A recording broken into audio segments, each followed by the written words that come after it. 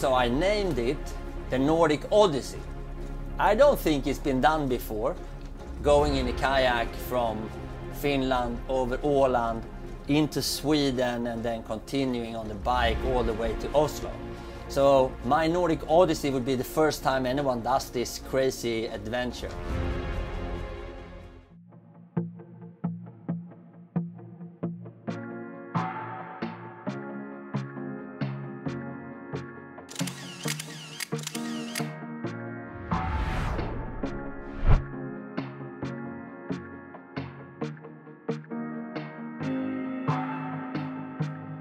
With us, it's Fredrik Eriksson, Yes. the main star and director of the film Road Ahead from Sweden to Spain. Fredrik, why do you roller ski so much? Good question. Well, to be honest, I'm Swedish. Up in the north, we ski a lot, and it's only half a year, so the rest of the year you have to do something else. So I decided to do something crazy and put my roller skis on and went to Barcelona. Wow, and now you're in Pilsen. Welcome. Thank you very much. Yes, the success was enormous, and for me and Ola, this was the dream. Coming to Pilsen, showing the movie for the first time, the audience, the publics, receiving all the, first applause for the film, and that was top of the world. Yes.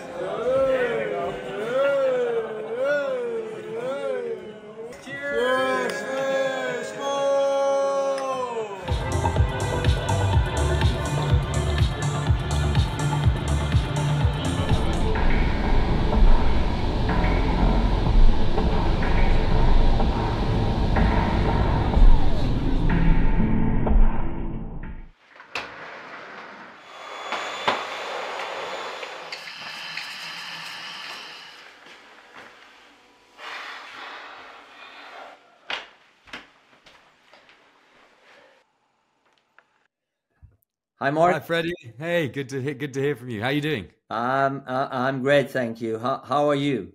Yeah, I'm really good, thanks. Well, it's been a long time since I last saw you. Over almost, has it been a year?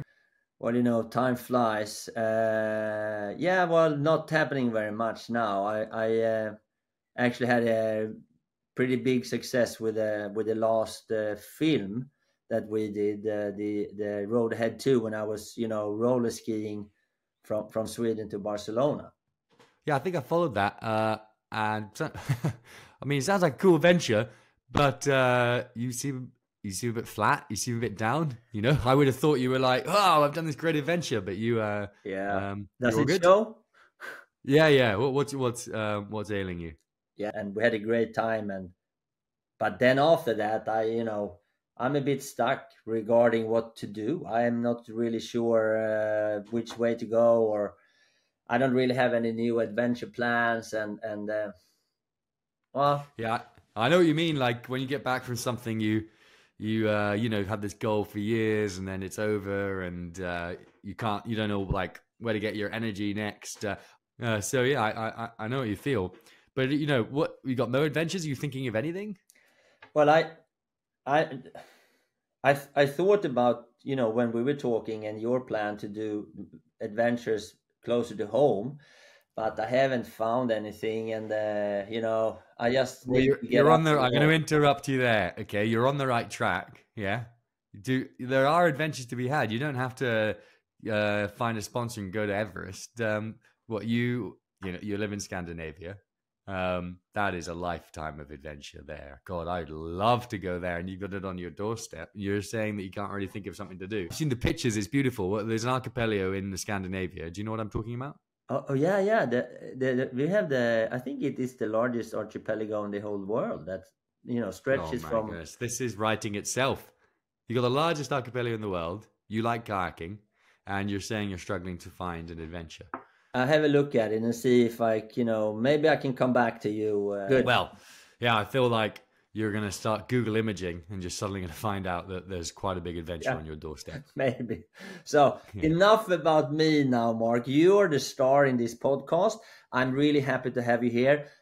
What do you say? Shall we start talking about the Northwest Passage and your adventures in the kayak? Yes, let's do it. Okay, friends and family, people in or out the kayak. Now we're going to start an English version of the Träning and Fika podcast with me, Fredrik Eriksson. Today joined by very, very famous adventurer Mark Agnew. Warm welcome, Mark.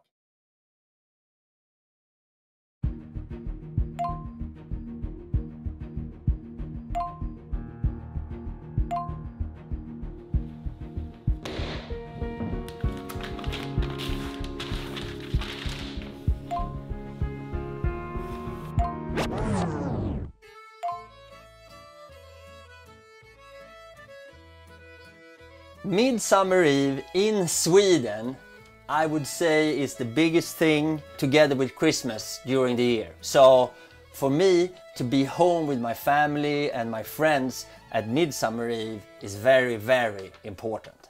If I'm not back home at Midsummer Eve, I need to get a new key to the door. So I'm a bit stressed right now, trying to get everything working, get all the collection, all the gears, the kayak, the bikes and everything going, packing, and then, I have to go on to the ferry very, very fast now. So it's going to be a challenge. Time is everything.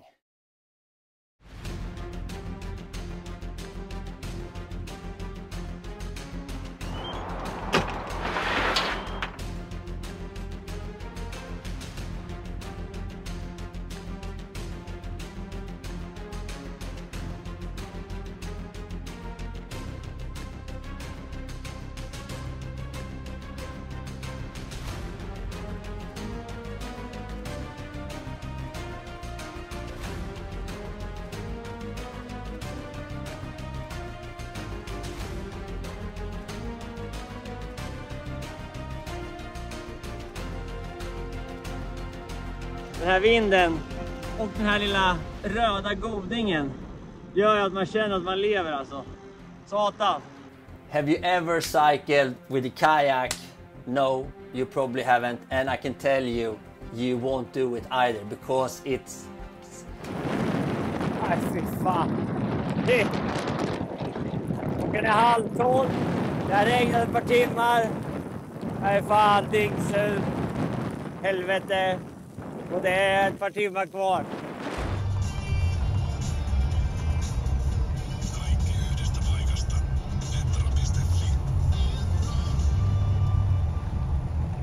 Since I am not a very experienced kayaker or paddler, I'm feeling a bit stressed out regarding being out in the archipelago by myself for so many days. I'm not sure how to get up from the kayak.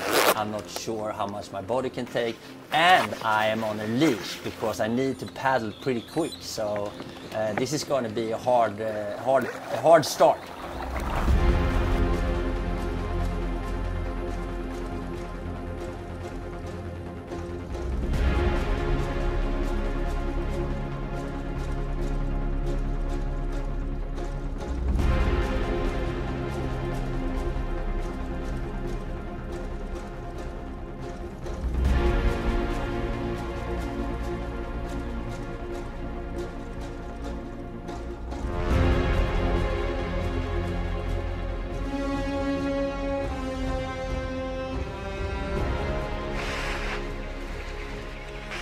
Det sjuka är när man sitter där i tältet och ska gå och lägga sig. Så fort man sitter på den här luftmadrassen så blir det som man är lite sjösjuk. Så liksom sitter och gungar så här som man gör i kajaken. Det är så jävla... Ja, det är rätt stökigt liksom så här. Så jag blir nästan sjösjuk när jag sätter mig på luftmadrassen. Eller sovmadrassen. Fast det är inte hippo när jag sitter i kajaken. Johan frågade mig i morse: ska du ha med dig 2 toarullar? Jag bara, nej, en räcker. Ja, vad tror du hände? Såklart att den trillar ner i vattnet, så är det en dyngsur. Det är det enda jag har nu på 4 dagars paddlande.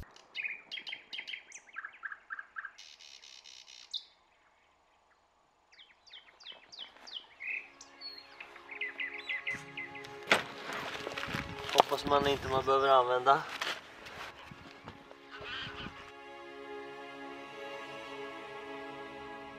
Yes, it is scary. Being in the kayak day out and day in, by myself, no connection with other people, no meetings with other people. The archipelago was more or less closed, so of course there was a bit of respect with being out by myself day by day, and I'm feeling smaller and smaller. There's a lot of things to be alert about regarding being out on yourself in the archipelago on kayak. It is the silence, absolute silence, and being alone. You know, the Finnish archipelago is empty. There's no people here. If you were in the Swedish Stockholm archipelago, there would be houses all over. If I fall into the water from my kayak in the archipelago in the spring, the water is about 10 degrees.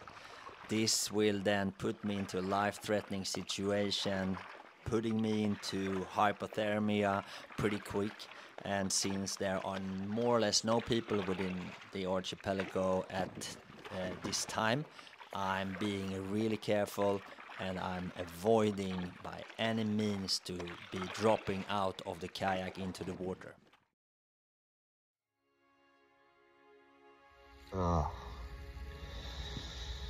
Oh, morning. My body is getting a bit tired. Day 4, and today we're gonna try to hit the ferry. It's gonna be a long day. I just need to get up. Good morning. Well, as you can see, it's a lovely morning out in the archipelago. Right now, very good weather. Looking forward to a day in the kayak. Lunchtime. I'm not sure that I'm really understanding how hungry I am, but this is the 3rd bowl of yogurt and muesli that I'm having.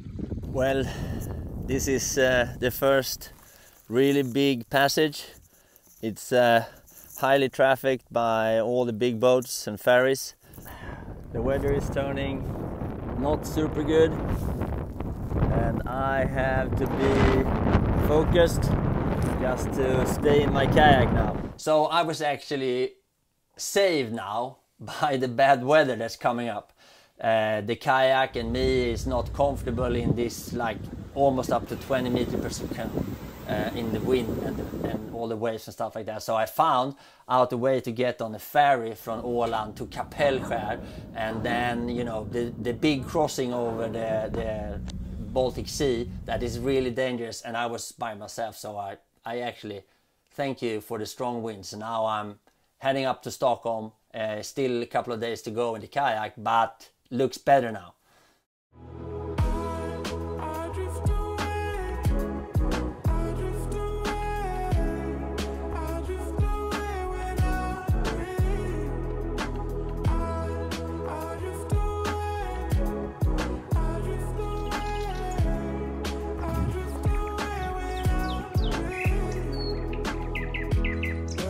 Take you to the moon and back.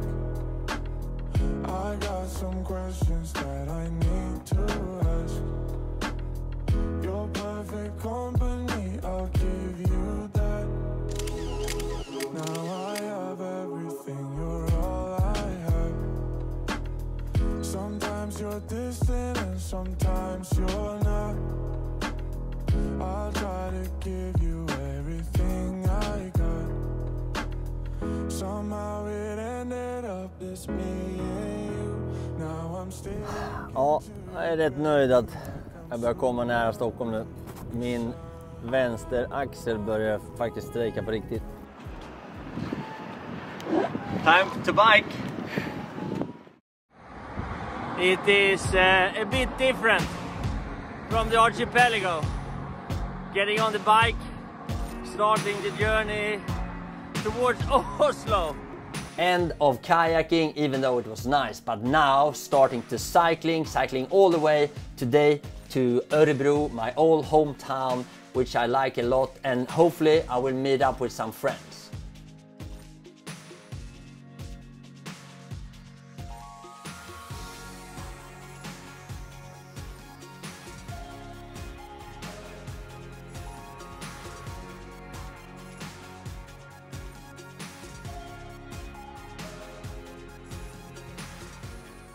Sweden and Norway is full of gravel roads.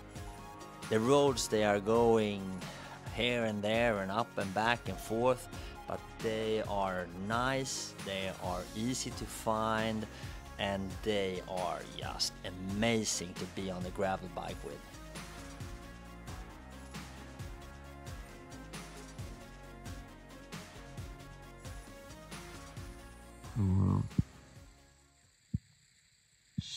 Satan. Ont i hela kroppen, ja. Well, my friend Bagan came and joined me, and we were cycling together. Now I'm a bit, actually a bit before schedule, and that is really, really good for me. And also that Bagan has a car with him, so when I get to Oslo, I can hopefully jump into the car and head straight back to make it for Midsummer Eve. I'm not sure yet, but it looks much better now.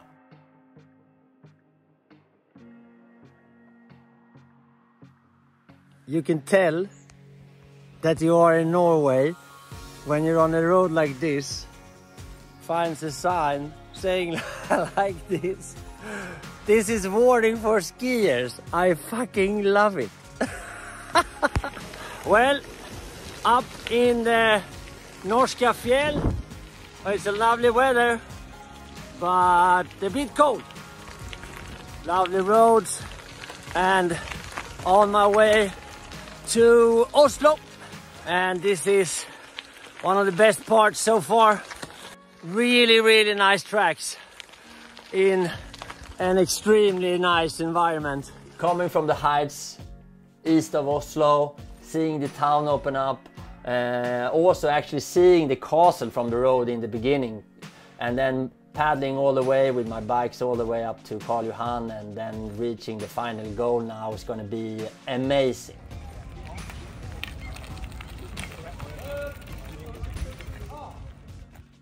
Well, to sum it up, I have to say that the archipelago is one hell of a place. Seeing that, experience that, and being out there by myself in the archipelago with all these eagles, the sea seals, and all the nature, no people, it was amazing. Tough and a bit scary. Then I was a bit saved by the transportation solution that I found going over the Baltic Sea. And heading back to Stockholm in the kayak was much longer than I thought. Switching over to my gravel cycle was the best thing I've done so far. Taking me all the way to Stockholm, Karlstad, finding out that the the environment and the nature and everything like that on the gravel bike was as good as I thought. Finding out, seeing my friends also, and then reaching up to Oslo, Karl Johan and everything like that, and then coming back to Sweden and Stockholm and finding out that I made it, the key worked, and I'm still married, and I'm gonna have a Midsummer Eve now that's gonna be amazing.